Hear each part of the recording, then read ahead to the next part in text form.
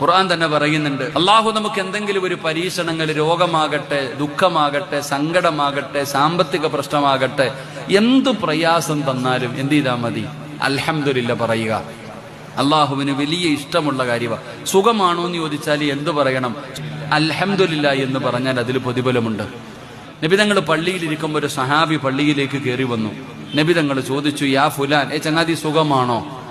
ആ ചങ്ങാതി പറഞ്ഞു, അൽഹംദുലില്ലാ ഖൈർ, അൽഹംദുലില്ലാ എനിക്ക് സുഖമാ നബിയെ. ആ ഒരു മറുപടി കേട്ടപ്പോ നബിതങ്ങൾ ദുആ ചെയ്തു, അള്ളാഹു നിനക്ക് ബർക്കത്ത് ചെയ്യട്ടെ. രണ്ടാമതൊരാൾ പുറകിൽ കയറി വന്നു. അദ്ദേഹത്തോട് ഇതേ ചോദ്യം തന്നെ ചോദിച്ചു, സുഖമാണോ? ആ സുഖമാണ് നബിയെ. അപ്പൊ നബിതങ്ങൾ ചിരിച്ചു, ഒന്നും മിണ്ടിയില്ല. അപ്പൊ ചോദിച്ചു, ആ ചങ്ങാതി തന്നെ ചോദിച്ചു, എനിക്ക് ദുആ ഇല്ലേ നബിയെ? എനിക്ക് ബർക്കത്തില്ലേ നബിയെ? അപ്പോഴാണ് നബിതങ്ങൾ പറഞ്ഞത്, നീ ഒരു അൽഹംദുലില്ലാ പറഞ്ഞിരുന്നെങ്കിൽ എത്രയോ നല്ലതായിരുന്നു എന്ന് നബിയനാ റസൂലുള്ളാഹി.